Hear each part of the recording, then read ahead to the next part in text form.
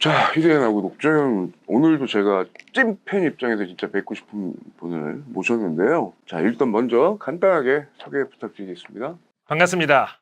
런던 고란이라고 합니다. 대한민국 경제 유튜브계의 유일한 반인 반수 캐릭터. 이렇게 소개해드리면 너무 좀 장난 같잖아. 좀 이따 진지한 얘기는 이제 할 게 많으니까 일단 간단히 소개해드렸습니다. 아니, 이렇게 편안하게 재밌게 하시니까 마치 직업이 뭔지 좀 헷갈리긴 하는데, 근데 어쨌든 채널 이름이 런던 고란이다 보니까, 그래도 저도 어느 정도는 알고 있지만, 이게 다 뭐 런던 정경대, 런던 오빠, 뭐, 그리고 현재 런던 고란이까지 이게 엮여서 온 거 아니겠습니까? 그렇습니다. 한번, 그럼 썰을 좀 한번 설명 좀 부탁드리겠습니다. 일단 저의 유튜브 첫 입문의 계기는 그 신사임당 알고 있죠. 주원규 PD, 예. 제 그 전 직장 이제 그 동료였는데, 네네네. 그분이 이제 좀 직장을 여러 군데 옮겨 다니다가 결국 이제 유튜브를 시작했다고 해가지고, 워낙 유명했죠. 그래서 저한테 처음에, 형도 유튜브 해야 된다고. 형은 다 유튜브 캐릭터야. 저한테 그러길래, 야, 내가 천박하게, 임마. 무슨 유튜브야, 임마. 내가 그래도, 경제방송에, 임마, 그 편집 전문위원까지 한 사람이, 어디 그 상스럽게 말이야. 그 뒤로 2년 뒤에, 신사임당, 이제 감히 이름도 못 불러요, 이제. 그치. 회장님. 완전 떴지. 됐고, 저는 그제서야 유튜브 이제 시작해가지고, 진짜 구독자 0명에서부터 차곡차곡 모아가기 시작했죠. 정말. 그러다가 이제 처음에 신사임당 채널에 제가 출연을 했어요. 거기서 이제 기업 야사 이제 이렇게 썰로 푸는 걸로 일단 인기를 얻은 다음에 거기서 호객행위 바탕으로 이제 제 채널로 유입을 시도하다가 이제 신사임당이 런던 오빠라고 해라. 이제 약간 제 사대주의를 또 눈치채고 런던 전경대도 있고 뭐 오빠 소리 듣기 좋아하는 것 같은데 그래서 처음엔 런던 오빠로 해가지고 약간 남녀 연애사 이제 이런 쪽으로 가다가 그게 또 장르가 안 맞아요. 그럼 이제 차라리 예능 쪽으로 갈까 하다가 이제 어느 날 팟캐스트 매불쇼라는 데 이제 출연을 했어요. 네. 근데 이제 평소에 제가 뭐 주변 사람들하고 술자리에서 이거 털고 이런 거 뭐 반응이 좋은 건 아는데 과연 그렇게 그 웃음의 어떤 익스펙테이션이 높은 곳이에요. 거기 굉장히. 그럼요. 거기 가서 털었을 때 과연 반응이 어떨까 해서 처음으로 한번 경제를 가장한 썰로 한번 털어봤는데 반응이 굉장히 뜨거웠어요. 민생경제연구소 안진걸 소장님하고 그래가지고 그때 처음으로 깨달은 거예요. 미천한 내가 남의 어떤 감정의 변화를 일으켰을 때 그 어떤 쾌감, 그러니까 남을 웃겼을 때 그런 이 성취감, 그러니까 내가 남의 감정을 막 그 움직인 거잖아요. 그렇죠. 거기서 이제 쾌감을 느껴가지고 다시 이제 예능 쪽으로 또 가려고 했는데 그러다 보니까 이제 예능에 제가 근본이 없잖아요. 그렇다 요즘에는 이제 정반합이다. 그래서 경제에다가 예능을 섞어서 하는데 그러다 보니까 예능 쪽을 기대하고 제 채널 보시는 분들은 이게 재미가 없다. 그다음에 또 경제를 저한테 기대하고 전직 애널리스트고 저 사람은 구독자들한테 그 어떤 장사도 안 한대. 뭐 책도 안 팔고 유료 강의도 안 팔고 뭐 회원가입비도 안 받는데 정말 순수하게 경제 분석하는 사람을 해서 왔던 분들은 또 너무 가볍다. 장난치는 것 같아. 못 믿겠어. 막 이렇게 된 거예요. 그러다 결국 이제 내일 뉴스 미리 보기라고 그 정부 부처나 아니면 기업들에서 이제 다음날 나올 이슈 같은 거를 오후에 미리 파악하잖아요. 그렇죠. 그래서 대한민국 상위 1% 정보 취급자들은 뭐 기업 회장님들이나 아니면 이제 고위 공직자 이런 분들은 항상 오후 4, 5시 정도 되면은 옛날로 치면 가판이라고 그러잖아요. 내일 나올 뉴스나 이슈들이 미리 책상 위에 올라옵니다. 근데 이제 그거를 보고 미리 이제 다 파악하고 다음날 뉴스가 막상 떴을 때는 이제 톤만 보는 거죠. 근데 일반 개인 투자자들은 어떠냐면은 하루 종일 MTS, HTS 들여다보고 있다 갑자기 계약 소식 떴어. 아니면 어떤 드라마가 시청률 1위 했대. 그러면 이제 그때 달려들거든요. 하지만 항상 지나고 보면 그때가 제일 고점. 산다라방 머리. 한기범 형님 두피 여드름. 근데 교수님 앞에서 털으려니까 마치 우리 엄마 앞에서 아니 근데 너 내 위인전기를 너무 좋아. 얘기하는 것 같은데. 그러니까 어떻게 매번 이렇게 똑같은 일이 발생을 하나. 그래서 내일 뉴스를 진행하면서 제가 이제 지난 동학개미 운동 이후에 모든 전문가들이 주식 사라, 돈 복사된다, 은행에 예금하면 돈이 녹는다, 말도 안 되는 진짜 혹세무민의 가스라이팅을 많이 했거든요. 나라도 이제 어떤 쉰들러 리스트 한번 작성해보자. 그래서 이제 시작을 하게 됐죠. 근데 아무튼 저는 뭐 원래 약간 끼도 있으셨고 그건 알겠는데 그래도 굳이 유튜브나 팟캐스트 아니어도 이른바 다시 돌아가도 될 그건데 이른바 이제 그 미디어 영역판을 한번 바꾸신 거잖아요. 보통 쉽지 않던데? 그래도 그쪽 계셨던 분들 그것도 개인으로. 저는 이제 그동안 솔직히 이제 방송에 대한 욕구가 좀 있어가지고 네네. 진지한 방송, 외신 캐스터 뭐 이제 맞아, 예, 증권 방송 뭐 이제 그런 거 하다가 이제는 아예 유튜브와 예능 쪽으로만 집중하자 그래서 돌아갈 다리를 불살라 버렸어요. 그래서 이제 그 팟캐스트 매블쇼에서 뭐 일명 나는 걸레다. 완전히 이제 더 이상 진지한 미디어를 할 수 없는 상태로 저를 만들어가지고 이제 배수의 진을 쳤는데 그래도 제가 이제 구독자 11만 5천 명에 비해서는 그래도 좀 네임밸류는 있어요. 왜냐면 신사임당 채널에서 장기로 활동했지, 뭐 매블쇼에서도 계속 활동하고 이러니까. 근데 구독자가 이제 뭐 생각보다 많지 않다. 왜냐면은 동학개미 운동 때 웬만한 그냥 주식 전문가나 아니면 이게 뭐 그런 분들 그리고 증권사 유튜브 이런 데 다 막 50만, 100만 이랬었거든요. 맞아요. 근데 저는 정작 그 종목 추천, 흔히 업계에서 얘기하는 약을 안 파니까 사실은 종목을 찍어줘야 되거든요. 심지어 거의 그 차관급 고위 공직자분들 상대로 한 강연을 갔는데 막 설명하니까 벌써 이제 품위가 있어 이분들. 뭐 버블은 위험하지만 좀 하다가 딱 끝났어. 그래, 종목 하나만 찍어줘. 그래. 처음 찾는 분이 한 분 오셔가지고 아유 잘 들었습니다 하더니 뭐예요 그랬더니 MTS 켜놓은 거야. 종목 하나 찍었는데 요거.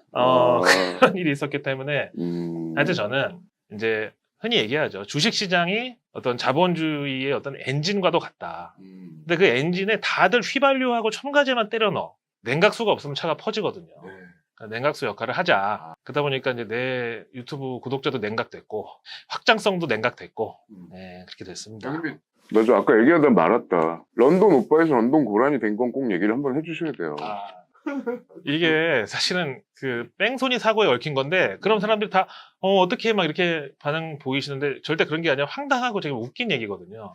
런던 오빠로 이제 활동하던 당시에 횡단보도를 건너는데 파란불이었어요, 당연히. 근데 차가 저쪽에서 부흥 와요. 뭐 당연히 서겠지. 백주 대낮에 사람 건너는 걸 봤으니까. 근데 그 차가 쭉 와가지고 횡단보도를 들어와서 제 무릎을 탁 치고 저 앞에 가서 섰어요. 그래갖고 제가 아니 이게 뭐냐 보행자 신호에서 항의하러 이제 그쪽으로 걸어가는데 그 자동차 운전기사분이 딱 내리더니 이제 뺑소니라고 그랬잖아요. 앞에. 근데 바로 간 것도 아니에요. 일단은 섰어. 그리고 내려가지고 한번 봐. 내 얼굴 이렇게 쓱 보고 자기 차 부딪힌 부위를 한번 딱 보고 이러더니 차 타고 가버리는 거야. 그래서 너무 황당해가지고 경찰서에 갔어요. 그래서 아니 아저씨 이거 뺑소니 맞죠? 그랬더니 그냥 보고 갔다고? 예. 저 얼굴 보고 자기 차 보고 갔다니까요. 그랬더니 그거는 보통 짐승을 쳤을 때 운전자 반응인데 사람을 쳤을 때 그런 경우는 없는데 나한테 너무 그때 수치심을 느껴가지고 제가 이제 팟캐스트 매블쇼 나가가지고 또 고발 차원에서 이런 일이 있습니다. 이래 되겠습니까? 하고 얘기했는데 거기서 야 너는 그래, 런던 고라니로 해라. 댓글에 고란이다. 네. 거기서 이제 그렇죠. 좋다.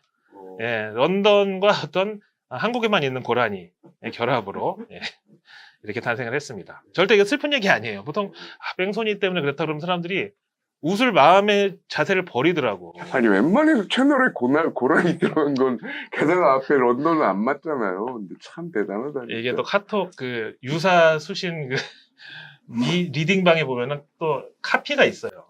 고라니 주식 이래가지고. 이게 그만큼 영향력 있다는 소리야. 그러네. 없는 사람도 많거든요. 아니 근데 제가 또 여쭤보고 싶었던 게 더 이상 돌아갈 수 없는 가치관을 한 것 때문에 못 가는 거라고 얘기해 주시긴 했지만 아까 얘기해 주셨던 어떻게 보면 그걸 제도권이라고 해야 되나? 제도권도 그렇고 미디어 쪽도 그렇고 왜 아까 표현에 의하시면은 약간 약을 판다? 뭐 어쨌든 그 찍어주고 하시는 분들에 대한 비판이 사실 좀 날이 선 편이긴 하잖아요. 재밌게는 하시지만 그러면 이제 미디어관이 정말 많이 뭔가 바뀌신 건가요? 아니면 실제 그걸 현장에서 많이 느껴서 이건 정말 아니다 생각하셔가지고 더더욱 그러시는 건지. 사실 이제 이 뉴미디어가 뭐 처음 이제 시작하게 된 거는 뭐 아시다시피 이제 SNS 발달하고 이제 유튜브의 어떤 저변 확대 이게 가장 좀 컸잖아요. 네네. 근데 이제 저는 뭐 기존 레거시 미디어에서 계속 활동을 해오고 당연히 기득권이나 어떤 그 대세에 맞는 그런 뷰를 가지고 일하다가 이제 유튜브를 해보니까 이 세상에는 내가 레거시 미디어의 나로서가 아닌 그냥 그 제 채널로 만날 때 더 많은 분들과 접촉할 수 있다. 그리고 더 많은 걸 공유할 수 있다. 이런 또 생각이 들었고 그다음에 앞에 말씀드린 대로 너무 그 많은 자칭 전문가들한테 이제 가스라이팅 당해가지고 코로나 때 결국 그러다가 지금 다 주식에 물려 계시고 비자발적 가치 투자자로 변신을 했는데 이런 상황에서 내가 쉰들러 리스트 대신 이제 노아의 방주를 만들어 가지고 탈출을 시켜야 되겠다. 근데 그 사람이 너무 많이 탔어요. 그래서 나는 사실 노아의 방주를 끌고 저기 좋은 데로 지중해 같은 데 가가지고 지상 낙원에 가고 싶은데 이제는 약간 사명감 가지고 하게 됐고요. 이제 그럼에도 불구하고 요즘 유튜브 환경을 이제 보다 보면은 알고리즘이 모든 걸 다 결정. 그렇죠. 네. 근데 이 알고리즘도 계속 진화를 해요. 딥러닝을 하면서. 처음에는 약간 그 독창적인 컨텐츠나 이런 거에 좀 알고리즘이 많이 그렇죠. 인센티브를 줬다면 지금은 스테디하게 이제 어떤 성실성도 네, 물론 이제 맞아요. 당연히 알고리즘이 좋은 포인트 주지만 사실 이제는 유튜브가 광고 비즈니스잖아요. 그렇죠. 그러다 보니까 이제는 약간 포퓰리즘에 따라서 뭔가 사람들이 조회수가 많이 나오는 거 또 추천해주고 계속 이제 이런 식으로 가니까 이제는 그 대형 MCN들 끼고 기존 연예인분들이 다 유튜브를 시작하니까 더더욱 저 같은 이제 개별 유튜버들은 운신의 폭이 줄어들 수밖에 없고 아니 유튜브 나와가지고 전 남편 전 여친까지 다 터는데 어떻게 안 봐 그거를. 그래서 분석 보고서 보니까 사람 한 명당 유튜브 최장 시청 시간 하루에 8시간. 아니, 물론 이제 켜놓고 이제 뭐 일하시는 분도 계시고 뭐. 맞습니다. 근데 그 8시간 중에서 백종원, 김종국, 뭐 이소라 누나 뭐 이런 분들이 예, 6시간 40분 차지하면은 나머지는 어떡하냐 이거. 그래서 저는 이제 약간 정신승리라고 할 수도 있는데 그래 나는 11만 5천 구독자의 어떤 소수 정예 컨셉으로 가자. 나에게 100만보다 소중한 11만이 있다. 이렇게 생각하고 뭐 조회수도 보통 구독자 대비해서 한 10% 정도 나오면은 이제 조회수 많이 나온다고 하는데 저는 한 30에서 40% 정도 평소에 나오거든요. 그러니까 이제 뭐 그만큼 허수는 없다고 뭐. 아니 그러니까 그 고액이 안 그래도 뒤에 있는 건데 미리 얘기 드리면 라이브를 하면 네. 거의 4천에서 5천 분 정도 오! 들어와요. 예. 그거 되게 어려운 일인데 좀 고인물 분들인가요? 오래되신 분들도 계시고 그다음에 이제 다른 전문가한테 상처받고 아, 저한테 의탁하러 오시는 분들. 근데 의탁하러 왔다가 제가 상처에다가 아세톤을 부어버려요. 잘못했다. 네. 그래야 다시는 어. 그런 일을 안 당한다. 사실 근데 이 말씀 주신 것 좀 듣다 보면 좀 시원한 건 사실이거든요.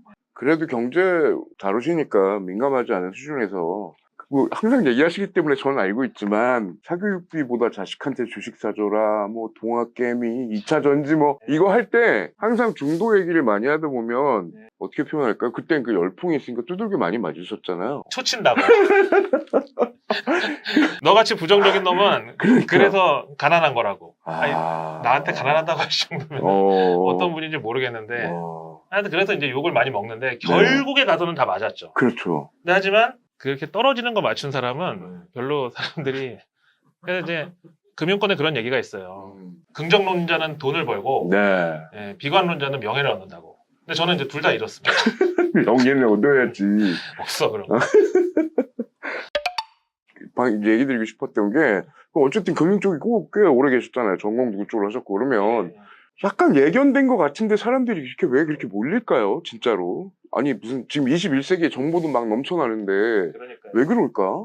우리 교수님도 아시겠지만 예전에 우리 그 IT 버블 뭐 새로운 기술 뭐 이럴 때 그때 그 버블이 촉발된 거는 초고속 인터넷 보급 예, 이것 때문에 우리도 개인들도 기관이나 아니면 뭐 정부에서만 볼 수 있었던 정보를 실시간으로 공유를 할 수 있다. 이제 이걸 가지고 자신감이 충전돼 가지고 주식시장에 나섰다가 박살났고 그다음에 이제 코로나 때 워낙 제로 금리까지 이제 금리가 막 미국에서 떨어지고 우리도 예금 금리가 세금 제외하면은 1.9%. 예. 그러다가 이제 코로나 한창 때는 더 떨어져 가지고 아예 0%대까지 예금 금리가 갔으니까 그때 이제 여의도의 그 장사치들이 은행에 예금하면 돈이 녹는다. 아니 뭐 포항제철이야 은행이 왜 녹아? 그다음에 별 말도 안 되는 거 가지고 사람들이 이제 부추기기 시작하는데 처음에는 일단 워낙 코로나 초창기에 주식이 폭락한 상태에서 사람들이 다 들어가다 보니까 그때는 다 같이 올랐어요. 근데 중간에 나올 시점을 못 잡게 계속 그 전문가들이 가스라이팅을 해대는데 진짜 저는 제가 애널리스트로서 아니 저건 진짜 선을 넘어도 너무 넘는 거 아닌가 이런 정도로까지 계속 가더라고요. 뭐 예를 들면 집 살 돈으로 월세 살면서 나머지 돈으로 주식해라. 그 다음에 자녀들한테 사교육 시키지 말고 주식 사줘라. 그다음에 명품이나 커피 사지 말고 그 돈으로 커피 회사 주식, 명품 회사 주식을 사라. 우리 일상에 있는 그런 거. 말도 안 되는. 그러면 다 그렇게 하면은 커피 회사, 명품 회사 매출은 어디서 나오죠? 그럼 그러니까. 다 아무도 안 사고 거기다가 자녀 사교육비를 주식으로 사주라고? 말도 안 되는 거예요. 그런 말하는 사람들은 다 자기 자식들 미국에서 사교육시키고 미국의 사립학교 보딩스쿨에서 다 명문학교 보냈습니다. 다 부동산 집 하나씩 해줬고. 근데 교수님 아시겠지만 아니 난 이렇게 학생분들이랑 맨날 가까이 계신 분들한테 얘기를 들어보면은 그게 얼마나 허무맹랑한 소리인지 더 잘할 수가 있는 게 대한민국에서 일단 경제적 자유를 달성하기 위해서 제일 좋은 방법은 시드머니 빨리 만드는 거. 그 시드머니 빨리 만드는 방법은 고소득자 되는 거잖아요. 직장 생활에서 좋은 연봉 받고 아니면 뭐 전문직에 종사하게 되면은 시드머니 빨리 모을 수 있잖아요. 그러면 사교육을 안 하고는 어떻게 대한민국에서 그런 그 직업을 얻을 수가 있냐. 그러면 사교육을 안 시키고 그 대신에 이제 어렸을 때 주식을 사줬다고 치자고요. 근데 그 전문가들이 맨날 얘기합니다. 우리 생활에 늘 가까이 있는 그런 기업에 투자하면 실패가 없다. 그리고 독창적인, 독보적인 어떤 기술 지위에 있는 회사에 투자하면은 항상 수익이 날 수밖에 없다. 이런 얘기 하죠. 예를 들어서 내 자식한테 너 사교육 필요 없어. 너 딱 성인 됐을 때 아빠가 부자 만들어줄게. 그래서 초등학교 때 어떤 건설회사 주식을 사줬단 말이에요. 그 회사를 말할 것 같으면 80년대에 대한민국 지하철 1호선 처음 뚫었어. 경부고속도로 깔았어. 장충체육관 지었어. 이런 건설회사가 있습니다. 그래서 여기가 그때 당시 이제 우량주였어. 그래서 그 주식을 사줬죠. 왜냐? 모든 조건에 부합하는 거야. 그러니까. 평일날 1호선 지하철 타고 다녀. 주말에 장충체육관 가서 농구 대잔치 봐. 그렇죠. 명절이나 주말에 경부고속도로 타고 놀러 가. 그렇지. 이런 회사야. 최고. 주식을 사줬어. 그 회사가 그래서 90년대 초반에 주가 67만 원. 오늘 현재 1630원. 뭐야.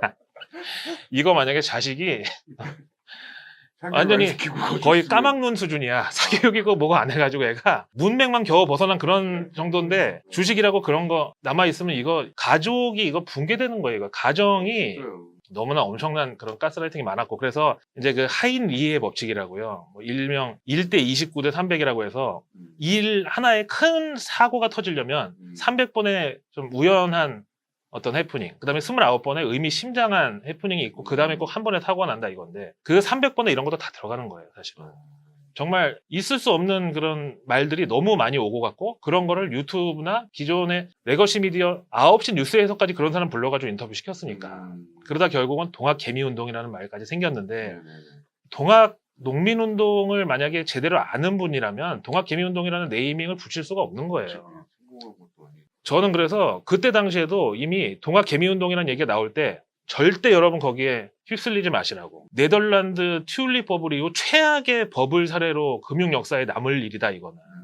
그랬거든요. 동학농민운동이 아시다시피 일본군하고 이제 우금치 전투에서 최종적으로 싸우고 이제 다 끝났는데 1, 2차 전투를 했을 때 일본군은 무라타 소총하고 캐틀린 기관총으로 싸우는데 우리 농민들은 호미, 가래 맞아요. 이런 거로 싸우니까 게임이 됩니까? 비유가 딱 적절하다 진짜. 전부 다 전투 나가는 즉시 다 몰살이었어. 맞아. 마지막 우금치 전투 때 다들 안 나가려고 했죠. 그러네. 근데 그때 일본 스파이도 아니야. 같은 관군 스파이가 나와가지고 농민들한테 부적을 나눠줍니다. 이거를 저고리 안에 붙이고 나가면 총알이 관통하거나 피해간다. 근데 거기 궁궁을르리라고 써 있었어 부적에. 근데 이제 그때 조선시대에 아무리 이제 문맹이 많아도 궁궁을르르는 쉽잖아 이게. 네. 그냥 이거잖아 이거. 다들 이거 붙이고 나갔는데 어떻게 됐겠어요? 토탈 13만 명이 그때 몰살을 당해가지고 심지어 호남 쪽에는 농사 지을 사람이 없어서 한 3년 동안 흉년이 들어가지고 사람들이 굶어 죽고 난리가 났어요. 그 바로 궁궁을르리라는 부적이 이번 동학 개미운동에서 공부를 하면 누구나 주식 투자 잘할 수 있다. 가치 투자를 하면 괜찮다. 회사를 잘 아는 데 들어가면 좋다. 전문가의 말을 믿으면 된다. 이런 게 다 그 궁궁을르의 부적하고 똑같은 거예요. 진짜 말도 안 되는 일이 발생한 거예요. 그럴 때도 제가 계속 위험하다고 했을 때 사람들이 저를 조롱했죠. 저런 놈은 돈을 못 번다고. 하지만 누가 옳았습니까, 여러분? 배터리 법을 제가 얘기했죠. 네, 맞아요. 2차 전지. 네. 그것 때문에 뭐 고생도 많이 하신 것 같은데. 또 다 하고 집 앞에 시위대 찾아오고 거기다 메일로 각종 협박 메일. 아이고야. 근데 저 이제 궁금한 거는 그 뭐 알겠어요. 그런데 그래서 항상 얘기하시는 그 유명한 한국 코리안 주식시장은 떨줍 올팔이다. 네. 근데 이게 어떻게 보면은 무릎에 사서 어깨에 팔아라 같이 미션 임파서블 같은 얘기 같기도 해서 네. 뭐라고 말하기 좀 그러네요. 어떻게 이 감을 잡아야 될지. 뭐 무릎에 사서 어깨에 팔아라 그 얘기도 있죠. 예를 들어서 어떤 주식을 보다가 쭉 떨어져. 이 정도면 무릎 같아. 샀어. 근데 하기야. 몸의 절반 이상이 무릎 밑에 있어. 그러다가 또 올라가는 주식이 있어서 샀는데 이 정도 올라왔으니 이제 어깨 같아. 팔았어. 근데 기린이야 또. 어깨가 여기 있어. 몸 위로 2배가 있어. 근데 아시죠? 아무리 수익을 냈어도 내가 팔고 나서 그 주식 계속 올라가면 그거 미쳐요, 살아. 근데 전 떨주 월팔의 기본은 뭐냐면은 일단 지금은 미국이 뭐 27년 만에 최고 금리를 유지하고는 있지만 그래도 유동성 환경은 좋단 말이죠. 이럴 때는 떨주 월팔이 항상 통합니다. 어느 날 이유도 없이 후속 떨어진다. 그래서 사람들이 다 비관적일 때 일단 떨줍을 해요. 떨어질 때 주서. 그러고 이제 좀만 있으면 결국 올라가요. 그럼 이제 사람들이 다시 보이기 시작해. 그때 팔라는 거죠. 그러니까 저가에 일단 사는 것까지는 좋은데 네. 코로나 때로 따지면은 삼성전자 앞에 4자 붙었을 때 사서 10만 전자 얘기가 막 나와. 그땐 팔아야 돼요. 얘기가 그런 거 나올 때 팔아야 된다고. 그렇습니다. 앞으로. 그때 96,800원 삼성전자 다 물려있어. 진짜 그 96,800원은 다시 올지 안 올지도 정말 몰라요. 아무도 몰라요. 심지어 거기 이건희 회장님 일가가 상속세 내려고 이제 주식 파는 가격이 다 7만 원 초반대잖아요. 그분들이 맞아요. 10만 전자 다시 올 것 같으면 어떻게든지 주식담보대출 받아가지고 버티지. 왜 팔겠어? 그 사람들보다 돈이 더 아까운 사람이 어디 있겠어요? 삼성전자에 대해서. 그렇잖아요. 그런데도 불구하고 이 좋은 정보를 주시는데 경제 쪽이 아니더라도 솔직히 지식이나 정보 전달하는 직업군들은 뭐 의도를 했든 안 했든 그 지식이나 정보 자체로는 비즈니스가 안 되니까 뭐 강연, 뭐 책 출판 뭘 팔죠? 뭘 팔잖아요. 근데 그거를 안 하신다라는 게 어떻게 보면 약간 신조처럼 하고 계셔서 우리 보는 사람은 좋지만 근데 조회수 광고도 뻔하고 라이브 할 때 이른바 콘텐츠 제작 지원비라는 형태로 해주시는 분들도 있지만 이제 어쨌든 자본주의에서 정보를 전달하는 이 자본주의라는 기본판이 있으니까 수익화 자체를 무시할 수는 없잖아요. 그런 생각도 했어요. 이게 또 사람이 본전 생각이라고 해서 뭔가 내가 돈을 주고 받은 정보는 왠지 더 값어치 있게 느끼거든요. 그냥 길에 가다가 전봇대에 써 있는 길에 가다가 예를 들어 삼성전자 써 있어. 이거 사고 싶지 않거든. 그렇지. 예. 그래서 저도 유료화를 해볼까. 심지어 가끔 이제 메일이 옵니다. 그래서 저한테 아까 내가 슈퍼챗 얼마 썼던 사람인데 이거 진짜? 멤버십으로 하시오. 모든 불특정 다수를 상대로 하는 네일 뉴스 정보는 값어치가 없어 보인다. 예, 유료 회원화 하시오. 그러면 내가 더 많이 후원도 하고 더 잘 될 것이오 라고 해도 그럴 때마다 마지막에 저한테 딱 드는 생각이 뭐냐면 네일 뉴스의 구성 취지가요. 상위 1% 정보 취급자들만 독점해온 정보를 우리도 알아야 된다. 맞아요. 그래야 적어도 매일 아침 9시에 주식시장 출발하는데 스타팅 포인트라도 같아야지 1%가 막 스파이크 좋은 거 신고 막 건강보조제 많이 먹고 해가지고 막 스태미너까지는 우리가 어쩔 수 없다 치지만 맞습니다. 예, 그래도 스타트 포인트는 같아야 이게 페어하지 않나. 근데 정보 민주화의 그런 취지를 제가 해놓고 돈을 받는다. 정보 유료화하고 민주화가 이게 어떻게 같이 갈 수 있는 개념이라고 생각하세요? 알고는 있지만 네. 물론 이제 제가 채널을 보면 연농고라니님은 뭔가 좀 집안도 좋고 괜찮고 뭘 깔고 있는 느낌은 드는데 그래도 이게 계속 이 상태를 유지할 수는 없지 않습니까? 이거 말고 다른 비즈니스가 있으신가요? 뭐 이거 말고는 없고요. 그러니까. 제가 뭐 이제 방송에서 가끔 얘기하지만 저희 할아버지 옛날에 네. 서울 법대 나오셨구만. 네네네네. 부자가 망해도 뭐 3대 간다고 하는데 제가 3대째거든요. 지금 딱 걸려 있는데. 그걸 이제 유튜브로 잘 그거 하고 계신 거군요. 일단 저는 여기서 제가 진정성으로 인정받는 게 저한테는 더 좋고 그래서 사실은 뭐 솔직히 이제 국회 진출에 대한 좀 생각이 있어가지고 그랬구나. 한번 저한테 그럼 국회 공청회에서 오퍼가 온 적이 있었어요. 그래서 제가 그때 당시 이제 초과이익 환수제가 이슈였거든요. 뭐 흔히 얘기하는 은행, 정유사 이제 흔히 얘기를 하죠. 왜냐면 미국에서 기준금리 올려가지고 금리 올라가서 예대마진이 더 많이 벌린 거. 그 다음에 우리나라 석유 한 방울도 안 나고 뭐 천연자원이라고는 뭐가 있어요. 그냥 산등성이 칡뿌리밖에 없는 나라에서 어느 날 유가가 올라가는 것도 타 사실은 해외 이슈고 우리나라 기업들이 영향을 미치는 영역이 아닌데 맞아. 그렇게 됨으로써 초과 이익이 생긴다. 그걸 이제 환수하자는 건데 저는 그때 초과 이익 환수 대상은 은행 정유사가 아니라 증권사 그리고 몇 프로 이런 그 주식 유튜브 채널 같은 데 있죠. 그런데 초과 이익 환수를 해야 된다. 왜냐하면 동학개미운동 때 다 같이 주식에 달려들었다가 거의 2년 동안 외국인은 단 한 주도 한국 주식 안 샀어요. 계속 팔기만 했고 그거를 다 개인들끼리 잡아 돌리다가 결국은 전부 배가 터져가지고 그렇게 됐는데 결국 그 상황에서도 증권사, 주식 유튜브는 사상 최고 이익을 벌어들였습니다. 그런 얘기 있잖아요. 골드러시 때 금광이 아니라 곡괭이하고 청바지 안티프라민 장사가 돈을 번다고. 맞습니다. 금광은 팠어요. 꽝일 수도 있잖아. 그러면 안 나올 수도 있잖아. 맞습니다. 근데 일단 팔려면은 곡괭이, 청바지, 안티프라민은 이제 팔려야 되니까. 그래서 많은 동학 개미 뭐 우리 개인 투자자분들이 삼성전자 소액주주만 700만인데 다른 데까지 다 하면 얼마나 하겠어요. 그런 분들이 다 거의 대부분 손실 입고 물려 있는데 증권사는 중간에 수수료 그리고 주식이 떨어질 때는 또 주식담보대출 빌려주고 이자 받고 그러다 더 떨어지면 증거금 빨리 채워넣어 안 채워놓으면 호가로 팔아가지고 청산시키고 강제로 그렇게 해서 번 돈이야말로 초과 이익이 아니냐. 그리고 어떻게 구글 모에서 알파벳 계열사로 있는 유튜브도 상장을 안 했는데 몇 프로라는 개별 채널이 상장을 한다는 게 이게 있을 수가 있는 일이냐. 또 거기다가 아까 얘기한 증권사 애널리스트 입장으로서 업자로서 선을 넘었다고 또 느낀 건 뭐냐면 동학개미운동 때 편의점 도시락에까지 증권사에서 판촉을 하는데 거기다가 딱 붙여놓고 스마트폰에다가 주식 어플 깔면 주식 한 주 무료로 드립니다. 그것도 되게 좋은 주식 막 미국 애플 막 이런 거 있잖아. 물론 이제 편의점 도시락을 좋아하시는 분도 있겠지만 일단 편의점 도시락을 사 먹는 분들은 대부분 어떤 근로소득 의존도 비중이 높은 분들일 거잖아요. 사실 그런 사람들한테까지 스마트폰에 주식 어플 깔게 해서 주식 하나 준 다음에 그걸 중독시키려고 그것도 중소형사도 아닌 대한민국 대표 대형 증권사들이 다 그런 짓거리를 했어요. 미국은요. 제일 네임밸류 있는 JP 모간, 골드만삭스, 찰스 슈왑 이런 데는 적어도 진입장벽을 이만큼 높여놓고 개인들한테 여기는 그 위험한 판이니까 오지 마시오. 개별적으로 알아서 전업으로 주식 투자하고 싶으면 온라인 증권사 같은 데 가시오. 정말 부자야. 근데 주식 투자를 꼭 하고 싶대. 그러면 신탁을 끼고 들어오셔. 간접 투자로. 우리나라처럼 막 트로트 가사 바꿔가지고 TV에다가 막 증권사 광고하고 편의점 도시락에 뭐에 뭐 이렇게까지 했으니 그거야말로 초과 이익이다 환수하자. 제 그 나름 원고를 만들어가지고 이제 그 국회 공청회 그 주최 측에다 보냈죠. 그동안 즐거웠다고.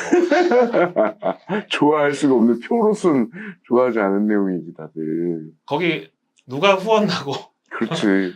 누가 그 다 행사 자체가 증권사나 이런 데서 후원할 텐데.